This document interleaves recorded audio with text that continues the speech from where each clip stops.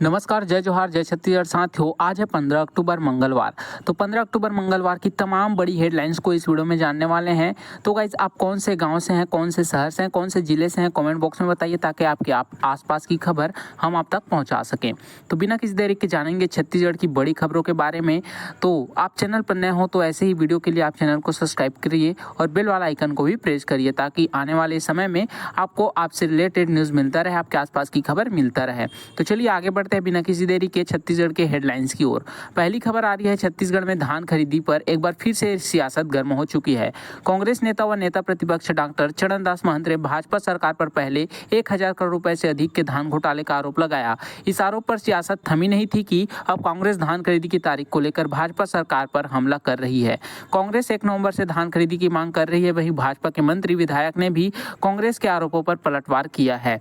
जी हाँ, तो कब से धान खरीदी होगा ये मैं अगले बड़े वीडियो में बता दूंगा। तो खबर आ रही है रायपुर से, पुलिस ने लोगों को अनजान नंबर से आए व्हाट्सएप वीडियो कॉल से बचने की सख्त सलाह दी है। साइबर जन जागरूकता पखवाड़े के दौरान पुलिस ने चेतावनी दी है कि इस तरह के कॉल का जवाब देने से आप ब्लैकमेलिंग का शिकार हो सकते हैं। जी हाँ, आप अनजान के कॉल मत उठाइए। सिविल लाइन पुलिस थाना प्रभारी रोहित मालेकर ने कहा कि अक्सर रात के समय अचानक अनजान नंबर से वीडियो कॉल आती है। यदि आपने कॉल उठा लिया तो एक लड़की स्क्रीन पर दिखाई देगी जो अश्लील हरकतें करना शुरू कर देगी, फिर आपको बाद में फंसा सकती है। अचानक कॉल कटने के बाद आपको कुछ समय बाद व्हाट्सएप पर एक वीडियो भेजा जाएगा जिसमें आपको उस लड़की की अश्लील फोटो का स्नैपशॉट होगा। फिर आपको धमकी दी जाएगी, अगर आपने पैसे नहीं दिए तो ये फोटो और वीडियो आपके साथ फेसबुक दोस्तों को भेज दिए जाएंगे और इंटरनेट पर भी वायरल कर दिया जाएगा। तो पुलिस ने बताया कि यह घटना किसी भी व्यक्ति के साथ हो सकती है। ऐसी ब्लैकमेलिंग के घटना के बचने के लिए 2 तरीके अपनाए जाते हैं। पहले में फेसबुक पर सुंदर प्रोफाइल वाली लड़कियां की फ्रेंड रिक्वेस्ट भेजी जाती है। जब लोग इसे स्वीकार कर लेते हैं तो उन्हें मैसेंजर के जरिए चैट करके व्हाट्सएप नंबर लिया जाता है, फिर अनजान नंबर से वीडियो कॉल करके उन्हें फंसाया जाता है। दूसरे तरीके में सीधे अनजान नंबर से व्हाट्सएप पर वीडियो कॉल किया जाता है। तो आप ध्यान रखिएगा, ऐसा कुछ होता है तो आप कॉल अटेंड मत कीजिएगा। अगली खबर है दिवाली त्यौहार को लेकर। रायपुर में जिले में फटाके की बिक्री के लिए एक नई गाइडलाइन जारी की गई है जिनका उद्देश्य सुरक्षा सुनिश्चित करना और प्रदूषण को नियंत्रित करना है। जिला प्रशासन ने स्पष्ट किया कि 125 डेसिबल से अधिक आवाज के पटाखे बेचना प्रतिबंध होगा। यदि किसी दुकान में तय डेसिबल से अधिक क्षमता वाले पटाखे पाए गए तो संबंधित लाइसेंस रद्द कर सख्त कार्रवाई की जाएगी। जी हाँ, अगर आप गाइडलाइंस के अनुसार नहीं चलते तो आपके खिलाफ सख्त कार्रवाई की जाएगी। स्थायी पटाखा दुकानों के लिए 400 किलो की, अस्थायी पटाखा दुकानों के लिए 100 किलो पटाखे रखने की अनुमति दी गई है। इससे अधिक स्टॉक रखने की अनुमति नहीं होगी।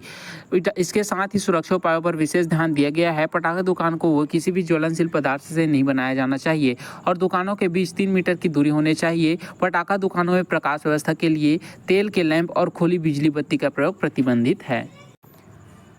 अगली बड़ी खबर आ रही है सुकमा से। छत्तीसगढ़ के सुकमा जिले में पैदलबोड़ गांव में नक्सलियों द्वारा एक ग्रामीण युवक को अगवा किया जाने की घटना के इलाके में दहशत फैली है। 9 दिनों से नक्सलियों के कब्जे में रह रहे युवक का नाम बारसे भीमा बताया जा रहा है। इस घटना के बाद सर्व आदिवासी समाज और कोया समाज में नक्सलियों से अपील की है कि वे युवक को बिना किसी शर्त के तुरंत रिहा करें। बारसे भीमा का अपहरण क्यों किया, स्थिति स्पष्ट नहीं है। पैदाबोड़केल गाँव का निवासी बारसे भीमा नक्सलियों के कब्जे में है। 9 दिन पहले नक्सलियों ने उसे अगवा कर लिया था। अभी तक स्पष्ट नहीं हो सका है कि नक्सलियों ने उसे क्यों भीमा को अगवा किया है, लेकिन स्थानीय लोग इस घटना से डरे हुए हैं। बारसे भीमा के परिवार ने युवक को जल्द से जल्द रिहा करने की गुहार लगाई है ताकि वह निश्चित कर से सुरक्षित अपने घर लौट सके। भिलाई में जूस की दुकान चलाने वाले सौरभ चंद्राकर ऐसे बना सट्टा किंग। काली कमाई से खड़ा किया अरबों का साम्राज्य। जी हाँ गाइस, मैं बात कर रहा हूँ सौरभ चंद्राकर की। छत्तीसगढ़ के भिलाई का रहने वाला सट्टा किंग सौरभ चंद्राकर अंततः गिरफ्तार कर लिया गया है। सौरभ चंद्राकर कुछ साल पहले तक भिलाई के नेहरू नगर में जूस फैक्ट्री नाम की दुकान चलाता था। उसने जूस फैक्ट्री को बिजनेस चेन बनाने की कोशिश की थी और रायपुर में भी उसकी एक ब्रांच खोली थी, लेकिन वो इस काम में सफल नहीं हो सका। इसके बाद उसने वर्ष 2019 में ऑनलाइन सट्टा ऐप महादेव बुक तैयार किया और उसे अवैध रूप से सट्टे का कारोबार कर 6,000 रुपए करोड़ से अधिक की काली कमाई कर सट्टा किंग बन गया। बता दें कि सौरभ चंद्राकर पहले भिलाई के मदर टेरेसा नगर में रहता था। उसके पिता रमेश चंद्राकर और चाचा दिलीप चंद्राकर भिलाई निगम में पंप ऑपरेटर थे। सौरभ चंद्राकर ने जब महादेव बुक शुरू किया उसके तुरंत बाद ही वो दुबई शिफ्ट हो गया। इसके बाद उसके पिता रमेश चंद्राकर ने भिलाई निगम की नौकरी से स्वैच्छिक सेवानिवृत्ति ले ली और परिवार समेत दुबई में ही शिफ्ट हो गए। अगली खबर है बालोद जिला से। छत्तीसगढ़ के बालोद जिले में एक बार फिर से हाथियों का आतंक देखने को मिल रहा है। जिले के गुरूर और दल्ली राजहरा वन क्षेत्र में परिक्षेत्र में हाथी खड़ी फसलों को नुकसान पहुंचा रहे हैं। वन अमला भी राजतगी कर हाथियों पर नजरें बनाए हुए हैं। लोग आज सुरक्षा को ध्यान में रखते हुए वन विभाग जरूरी एहतियात बरत रही है। वर्तमान में बालोद वन मंडल अंतर्गत हिडका पार में हाथी की मौजूदगी है, जो कि औड़ेझर बीट और नलकसा सर्किल का एरिया है। इस क्षेत्र में हाथी ने कोई फसल नुकसान नहीं किया, लेकिन सबसे ज्यादा गुरूर वन परिक्षेत्र में हाथियों ने फसल को नुकसान पहुंचाया।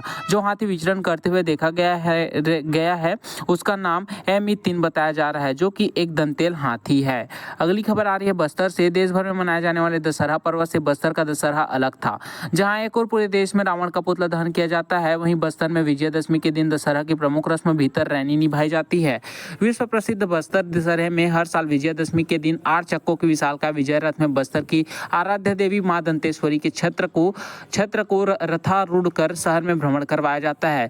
इस साल यह रस्म रविवार को रात निभाई गई। इस रस्म को देखने के लिए हजारों की संख्या में भीड़ उमड़ पड़ी थी। भीतर रैनी रस्म के तहत राज परिवार सदस्य गद्दी में बैठकर जनता को सुबह से शाम तक दर्शन भी देते हैं।